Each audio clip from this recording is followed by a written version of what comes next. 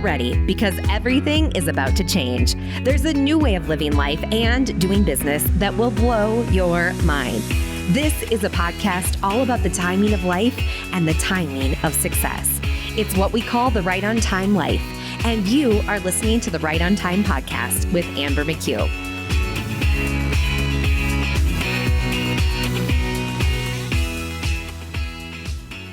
Hey there! Welcome back to the series that we are moving through right now, which is all about setting yourself up to live abroad.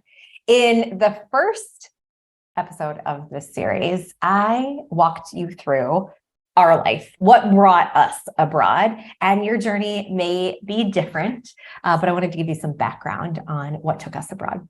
In the last session, I took you through the very practical things to consider when you're moving abroad: groceries, mail, internet. I didn't talk about internet. Well, there we go. I talked about, oh, that's so important. We'll have to circle back to that. Stay tuned. Phone coverage, cell coverage, these sorts of things, the very practical things. In this episode, we're going to talk about some of the nuances, the approach, the mindset that you may want to have when you step into a new country. And it's so funny. When we first got here, I was doing a lot of walking. Like literally, we slept one night. The next day we were a little jet laggy recovering, stayed home pretty much to recover. And then so it was our second day here. I was like, all right, I got to get out. I want to start to see things. So I walked to the girls' school. It was 1.4 miles away. And it said it was going to take about 40 minutes. And it did, because it was like, woo, traffic, up, down, hills, all the things. And I did a lot of walking to school, back. For the first couple of weeks, I was getting to know the area and getting our routines in place, just enjoying being in the new place and enjoying new sights, sounds, and environment. I was walking home one day and I saw a car go by. I'm like, oh, that's a cool car. Like that. All right. Where's he going? Telling myself some stories in my head, like, oh, I wonder what he's up to. Is he headed to work today? Or, just going through. And I saw him driving back this way. I'm like, oh, well, that's interesting. I noticed the car. So I really noticed that he was coming back. And then he stopped next to me and he started what I felt was like yelling at me, like speaking loudly and with passion. And I'm like, what did I do wrong? I must have done something wrong. I'm like, but I'm just going to receive this as kindness. Like he's telling me something that is important to help me out here. And honestly, that's how I approach everything when I am in a new location. Like I have no clue how people engage or show up or interact. So it is all learning for me. And eventually I understood that he was truly being kind. Walk on the sidewalk. What are you doing? You got to get up on the sidewalk. He was worried about me and he was expressing that with passion and kindness and turned all the way back around to say it. And I'm like, well, okay, I'll get up on the sidewalk. The sidewalks are like on and off here. So I get back up, but it's on, off. You're on the street, the sidewalk disappears, comes back. So, but all that to say, I receive it all with a bit of kindness and receive it all as a beautiful interaction between new people. And I love getting to know new people where we're living, right, around us, neighbors, right? Not necessarily all in depth, but just getting familiar with the environment. So this requires, when we get into these new places, and it is such a beautiful thing for me, when we arrive in each new location, that I'm going to establish new routines.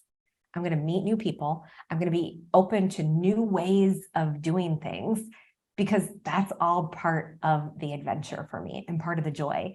And so we go with the flow. I get out there right away as quickly as possible, start learning, mess a whole bunch of things up, and go with the flow.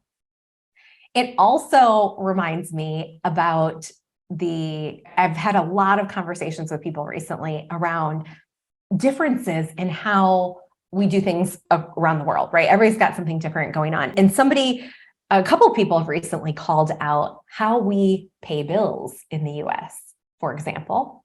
And if the bill doesn't get paid, you don't get the thing. If the bill doesn't get paid, the thing is turned off. The cell phone service is turned off. The thing is turned off. If you don't have the money for the hair appointment, I don't even know what they would do if like all of your cards weren't working and you didn't have cash. And so one of the things that is a big cultural difference is that, I got my hair done the other day and I'm like, oh my gosh, I don't have enough cash. And like, oh, get us next time. First time I was at yoga, we didn't have enough cash. We spend a lot in cash here. Cards do work most of the time, but not always. And the first time we went to yoga, didn't have enough cash. I was like, that's okay, you'll get me next week. And sure enough, we absolutely went back in there and got her next week. But there's this beautiful thing, like there is trust and there is love and there is support. And certainly don't want to take advantage of that, but it's a very different feel. In fact, when we were moving to Abidjan, I was in the car with someone from, where was he from? I can't remember where he was from, but he talked about, it's so different there. He said, I was actually just in Egypt for a couple of months, meeting up with some friends, meeting up with some family, taking care of things. And I had a bill to pay and it got a little bit confusing.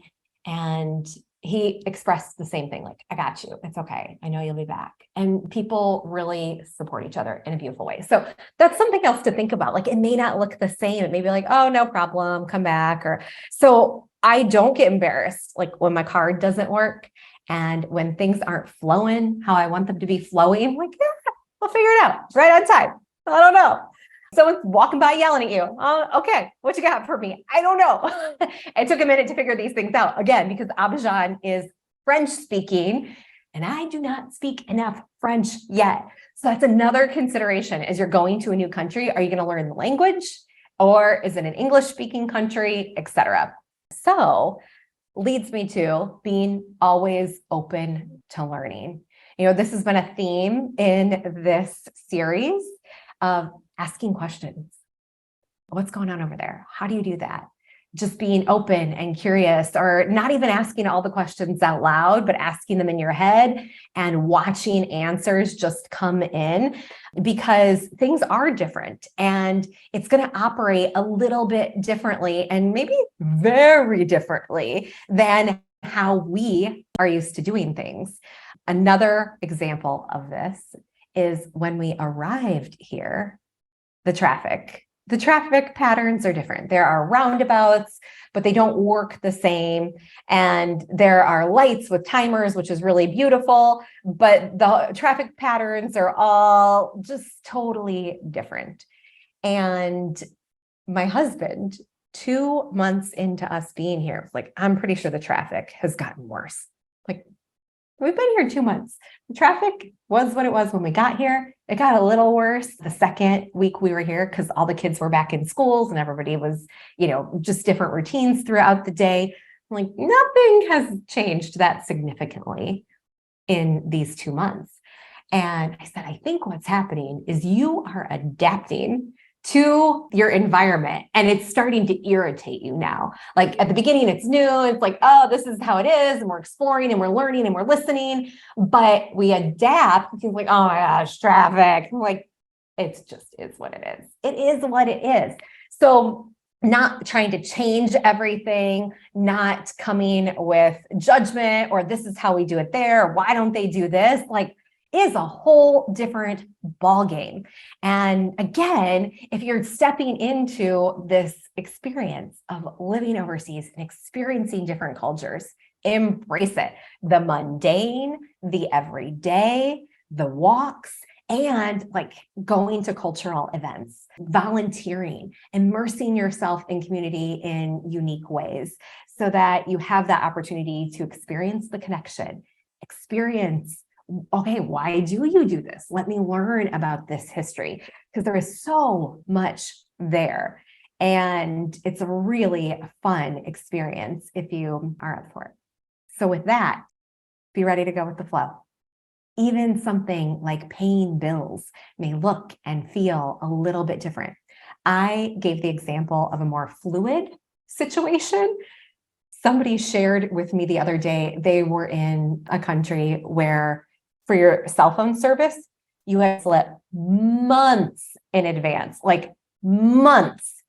It might have been a full year in advance. So you had to cancel it way ahead. So they didn't cancel it on time. They paid for another year of service, even though they had moved. So, some things may be more strict, some things may be less strict and more fluid. So go with the flow. Structures will be different. Ask those questions and be open to learning and get immersed in a whole new way.